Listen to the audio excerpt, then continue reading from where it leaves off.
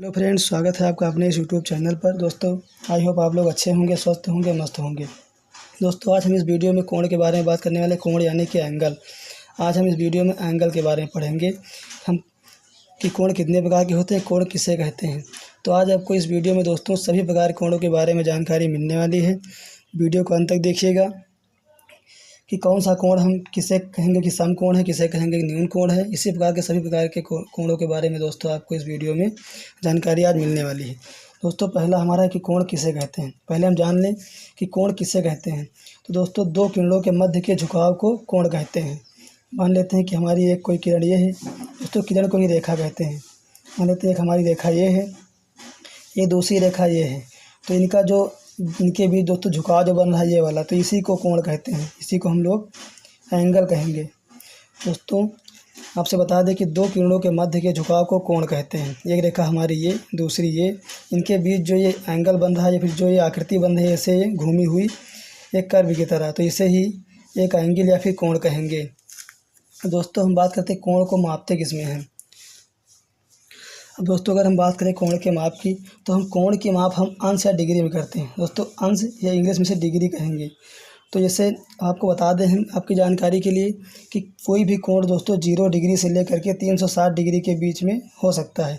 तो ये जो हम बिंदु पर रखते हैं इसे डिग्री कहते हैं, फिर अंश कहते हैं। जैसे इसे कोण से हम थीटा दर्शाते हैं या फिर फाई से या फिर किसी से भी हम दर्शा देते हैं, ABC करके। तो इसे मान लेते हैं कि कोई कोण हमारा थीटा है।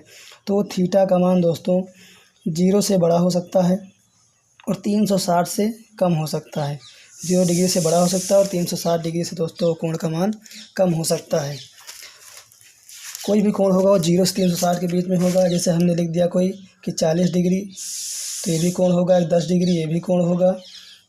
90 डिग्री ये भी कोण होगा। 50 डिग्री ये भी कोण होगा। 320 डिग्री ये भी कोण होगा। अगर हम 355 डिग्री लिख दें ये भी एक कोण होगा। तो दोस्तों, ये जो मुझे 40 डिग्री लिखा, क्या 0 से कम है? नहीं दोस्तों, ये 0 से बड़ा है, इसलिए कोण होगा एक। क्या ये 360 से ज़्यादा है? ये 360 से भी कम है। तो प्रत्येक मान जो हमने लिखा है, तो कोई भी कोण दोस्तों होगा वो 0 से लेकर के 360 के बीच में ही होगा। ना तो 360 से अधिक होगा, ना ही 0 डिग्री से कम होगा। दोस्तों, आई होप आप लोगों को कोण की माप करना आ गया होगा।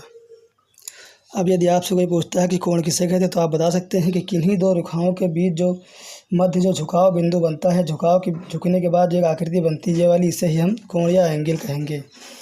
अब कोई पूछे कि कोण को हम कितने डिग्री तक माप सकते हैं, तो आप उसे भी ये भी कह सकते हैं कि किसी भी कोण को हम 0 से 360 डिग्री के बीच में बना सकते हैं, या फिर कोई भी कोण 360 डिग्री से अधिक नहीं हो सकता और 0 डिग्री से कम नहीं हो सकता। तो दोस्तों, आगे हम बात करते हैं कोणों के प्रकार की। कोण हमारे कितने प्रकार के होते हैं और किस कोण को हम किस नाम से जानते हैं, तो आइए समझते हैं आगे। तो दोस्तों, पहला हमारा है न्यून कोण यानी कि एक्यूट एंगल। न्यून कोण को इंग्लिश में एक्यूट एंगल कहते हैं। तो डेफिनेशन पढ़ लेते हैं इसकी। वह कोण जो 0 डिग्री से 90 डिग्री के बीच बनता है उसे न्यून कोण कहते हैं। यानी कि 0 डिग्री से बड़ा हो और 90 डिग्री से छोटा हो, तो वो कोण हमारा एक न्यून कोण एक्यूट एंगल कहलाएगा। मान लेते हैं हमारी एक रेखा ये है। दोस्तों, बता दें आपको 90 डिग्री कोण हमारा ऐसे बनता है, सीधी रेखा, एकदम सीधी रेखा। लेकिन हमें इसमें न्यून कोण पूछा है, तो हम न्यून कोण की बात करें तो ये कोण हमेशा दाईं ओर झुका होगा। ये रेखा जो हमारी खींची सीधी रेखा है, ये हमेशा दाईं ओर झुकी होगी। ये ऐसे हो सकती है या फिर ऐसे भी हो सकती है या फिर ऐसे भी हो सकती है। तो ये सारे कोण हमारे न्यून कोण के अंतर्गत आ जाएंगे। तो ये कोण हमारा 90 से कम होगा, ये भी कोण 90 से कम होगा, ये भी कोण 90 से कम होगा।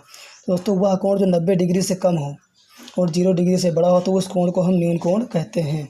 तो ये सभी कोण हमारे न्यून कोण के अंतर्गत आ जाएंगे। तो अगला दोस्तों देखते हैं। दोस्तों, अगला हमारा समकोण यानी कि इंग्लिश में इसे राइट एंगल कहते हैं। तो इसकी डिफिनेशन कहती है किन्हीं दो किरणों के बीच बने 90 डिग्री के कोण को समकोण कहते हैं। दोस्तों, जो हमारा समकोण होता है बिल्कुल 90 डिग्री का होता है। ना वो 90 से कम होगा, ना ही 90 से ज़्यादा होगा। तो 90 डिग्री कोण कैसे बनाते हैं, हम एक रेखा में से खींचेंगे, फिर दूसरी रेखा बिल्कुल सीधी ऐसे खींचेंगे, एकदम सीधी रेखा हो। चाहे यहाँ खींचे, चाहे यहाँ खींचें, चाहे जहाँ पर रहेगी इस रेखा पर आप खींच देंगे। दोस्तों, ये कोण हमारा जो बनेगा, ये वाला कोण, ये 90 डिग्री का कोण होगा। ये भी 90 डिग्री का होगा, ये भी 90 डिग्री का होगा। दोस्तों, ऐसी रेखा जो हम दूसरी रेखा पर एकदम सीधी खींच दें, जो कि एक वर्टिकल लाइन होगी, तो वो 90 डिग्री कोण बनाएगी। तो इस 90 डिग्री के कोण को दोस्तों समकोण कहेंगे। तो समकोण ना दोस्तों 90 से कम हो सकता, ना ही 90 से ज़्यादा हो सकता है। बिल्कुल ही 90 डिग्री का कोण हमारा समकोण यानी कि राइट एंगल कहलाएगा। तो आई होप दोस्तों आपको समकोण के बारे में भी अच्छे से समझ में आ गया होगा कि जो कि बिल्कुल 90 डिग्री कोण हो उसे समकोण कहेंगे। और 90 डिग्री कोण बनाएंगे कैसे हम, एक हॉरिजॉन्टल लाइन पर एक सीधी वर्टिकल लाइन खींच देंगे हम, जो कि 90 डिग्री कोण बना देंगे, इसी को हम समकोण कहेंगे। अगला देखते हैं। अब दोस्तों आगे हम बात करते हैं अधिक कोण की। तो अधिक कोण को इंग्लिश में ऑब्ट्यूज एंगल कहते हैं, ABTUSE फिर एंगल, ऑब्ट्यूज एंगल यानी कि अधिक कोण। तो अधिक कोण किसे कहेंगे हम, तो डेफिनेशन इसकी कि वह कोण जो 90 डिग्री से अधिक हो। दोस्तों जो हमने आपको समकोण बताया उससे बड़ा होगा ये, और 180 डिग्री से छोटा हो तो उसे अधिक कोण कहेंगे। तो दोस्तों इसे हम बनाएंगे कैसे, तो पहले आप समझ लीजिए कि अधिक कोण उसे कहेंगे जो 90 डिग्री से बड़ा होगा, यानी कि 90 डिग्री से बड़ा होगा थीटा का मान, और 180 डिग्री से दोस्तों कम होगा थीटा का मान, तो वो हमारा एक अधिक कोण कहलाएगा। अब इसे आप अधिक कोण बनाएंगे कैसे, तो इसे मान लेते हैं हमारी कोई रेखा ये है। तो 90 हमने बताया था आपको कि ऐसे 90 डिग्री होता है, लेकिन आपको इसको हल्का सा बाईं ओर झुका देना है तो ये एक अधिक कोण बन जाएगा। जैसे यहाँ पर समझते हैं, ये रेखा हमने कोई खींच दी, जब हम इसे हल्का सा इधर से बाईं ओर झुका करके बनाएंगे तो ये कोण हमारा 90 से अधिक हो जाएगा। तो इसको आप चाहे इतना झुकाएं, चाहे आप इसे इतना झुका दें, तभी अधिक कोण कहलाएगा, चाहे आप इसे दोस्तों हल्का से झुका दें इसे, तो ये हमारा 90 से अधिक हो जाएगा, जिसे हम अधिक कोण कहेंगे। तो ये भी 90 से अधिक है, ये भी 90 से अधिक है, 180 से कम होगा, ये हमारा 90 होगा, तो ये कोण अधिक है, ये कोण अधिक। तो अधिक कोण बनाने के लिए आपको इस रेखा के जो हमें 90 कोण जो समकोण हमने बनाया था उससे हल्का बाईं ओर रेखा झुका देनी है, तो उस बीच में जो कोण बनेगा वो हमारा एक अधिक कोण ऑब्ट्यूज एंगल बन जाएगा। दोस्तों आई होप आप लोगों को अधिक कोण भी अच्छे समझ में आ गया होगा। तो अगला देखते हैं। दोस्तों अगला हमारा रिजु कोण। रिजु कोण को इंग्लिश में स्ट्रेट एंगल कहते हैं, स्ट्रेट एंगल कहते हैं। दोस्तों इसकी डेफिनेशन कहती है कि वह कोण जो 180 डिग्री का हो उसे रिजु कोण कहेंगे। जिस प्रकार दोस्तों हमने समकोण पढ़ा था कि वो 90 डिग्री का होता है, उसी प्रकार से ये रिजु कोण हमारा 180 डिग्री का होता है, ना तो 180 से कम होगा ना ही 180 से अधिक होगा। दोस्तों इसे हम बनाएंगे कैसे, हमें एक सीधी रेखा खींच देनी है ऐसे, तो इस रेखा पर प्रत्येक बिंदु पर हमें 180 डिग्री कोण मिलेगा। चाहे यहाँ पर बनाएंगे तो 180 डिग्री कोण है, इस बिंदु पर देखेंगे तो यहाँ पर भी 180 डिग्री कोण है, इस बिंदु पर देखेंगे तो एक 180 डिग्री कोण है। दोस्तों ऐसा एंगल जो सीधी रेखा पर बने तो उसे हम स्ट्रेट एंगल या फिर रिजु कोण कहेंगे, जो कि जिसकी नाप बिल्कुल करेक्ट 180 डिग्री होती है। तो इसे आप किसी भी रेखा पर, सीधी रेखा पर बना सकते हैं, जो कि एक हमारा रिजु कोण कहलाएगा। दोस्तों यहाँ ये भी कोण हमारा स्ट्रेट एंगल है, ये भी स्ट्रेट एंगल है, ये भी स्ट्रेट एंगल है, तो ये सभी कोण हमारे एक रिजु कोण के अंतर्गत आ जाएंगे। अगला देखते हैं दोस्तों अगला हमारा है बृहत कोण। बृहत कोण को इंग्लिश में रिफ्लेक्स एंगल कहते हैं। क्या कहते हैं, रिफ्लेक्स एंगल।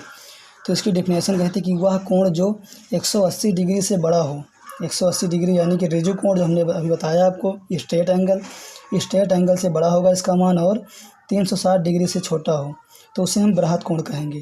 तो इसे हम बनाएंगे कैसे, इसे हमने आपको बताया कि ये हमारा कोई एक रेखा है, तो 180 डिग्री हमने बताया था कि प्रत्येक बिंदु पर 180 डिग्री, यहाँ पर भी 180 डिग्री होगा, यहाँ पर भी 180 डिग्री होगा, लेकिन हमें इस डेफिनेशन में कह रहा है कि वो कोण 180 से बड़ा हो, 180 से बड़ा होना चाहिए। तो यदि हम इस रेखा को नीचे को हल्का दूसरी रेखा से खींच देंगे तो जो दोस्तों यहाँ पर कोण बनेगा, ये कोण हमारा 180 से अधिक हो जाएगा। तो इसी कोण को ही हम बृहत एंगल या फिर रिफ्लेक्स एंगल कहेंगे, रिफ्लेक्स एंगल कहेंगे। दोस्तों जो यहाँ पर ये कोण बन रहा है इसको हम रिफ्लेक्स कहेंगे। ये हमारी एक 180 डिग्री की रेखा थी, इसे हमने नीचे हल्का और झुका दिया दूसरी रेखा, तो ये जो दोनों बिंदु जहाँ पर मिल रहे हैं रेखाओं के, इस पर एक कोण बन रहा है ये वाला, तो इसी कोण को हम बृहत कोण या फिर रिफ्लेक्स एंगल कहेंगे। और 360 डिग्री छोटा है, अगर हम इसी को आगे ऐसे मिला करके पूरा गोल बना देंगे एक वृत्त की तरह, तो ये 360 हो जाएगा। तो चाहे आप इसे इस तरह झुकाएं या फिर दूसरी रेखा अगर आप ऐसे भी झुका देंगे तब भी हमारा एक 180 डिग्री का कोण बनेगा, 180 से बड़ा बनेगा, यानी कि एक बृहत कोण बनेगा। तो 180 से बड़े कोण को हम बृहत कोण कहते हैं, लेकिन उसका मान 360 से कम होना चाहिए, तो इसी कोण को हम रिफ्लेक्स एंगल कहेंगे। तो दोस्तों आई होप आप लोगों को रिफ्लेक्स एंगल के बारे में भी अच्छे से समझ में आ गया होगा। अब आप लोग रिफ्लेक्स एंगल आसानी से पहचान सकते हैं। तो आगे देखते हैं। तो अगला हमारा है संपूर्ण कोण। संपूर्ण कोण को हम इंग्लिश में कंप्लीट एंगल कहेंगे। क्या कहेंगे, कंप्लीट एंगल। अब आप कहेंगे इसकी डेफिनेशन क्या है, तो इसकी आपकी जानकारी के लिए बता दूं, इसकी डेफिनेशन होगी वह कोण जिसका मान 360 डिग्री का हो। जिस प्रकार से एक 90 डिग्री का हमारा समकोण होता है, 180 डिग्री का हमारा एक रिज कोण होता है, स्ट्रेट एंगल होता है, उसी प्रकार से ये संपूर्ण कोण हमारा एक 360 डिग्री का होगा, जो कि ना तो 360 से 1 डिग्री कम होगा, ना ही 1 डिग्री ज़्यादा होगा। तो केवल और केवल 360 डिग्री के कोण को हम संपूर्ण कोण कहेंगे। तो दोस्तों इसे हम बनाएंगे कैसे? दोस्तों 360 डिग्री का कोण जैसे हमने रेखा खींच दी, तो इस बिंदु पर एक कोण ऐसे पूरा बन जाएगा। एक वृत्त की आकृति का कोण जो बनेगा उसे हम 360 डिग्री कोण कहते हैं। तो इस कोण को ही हम 360 डिग्री कोण यानी कि कंप्लीट एंगल कहेंगे। कंप्लीट एंगल एक संपूर्ण कोण हमारा कहलाएगा। यही जो चाहे आप इस रेखा पर इस तरफ बना दें, ये भी एक संपूर्ण एंगल कोण होगा, कंप्लीट एंगल होगा। ये भी हमारा एक कंप्लीट एंगल होगा। दोस्तों आई होप आप लोगों को संपूर्ण कोण यानी कि इस कंप्लीट एंगल के बारे में भी जानकारी हो गई होगी। तो दोस्तों आई होप आप लोगों को प्रत्येक कोण के बारे में अच्छी जानकारी हो गई होगी। दोस्तों यदि आपको ज़रा सा भी वीडियो हेल्पफुल लगा तो वीडियो को लाइक ज़रूर कर दें।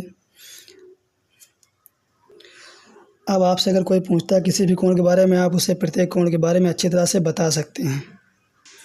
तो इस वीडियो को दोस्तों यहीं तक रखते हैं, मिलते हैं आपको अगले वीडियो में ऐसे अच्छे कॉन्सेप्ट साथ। तब तक दोस्तों जय Hind, thank you, best of luck.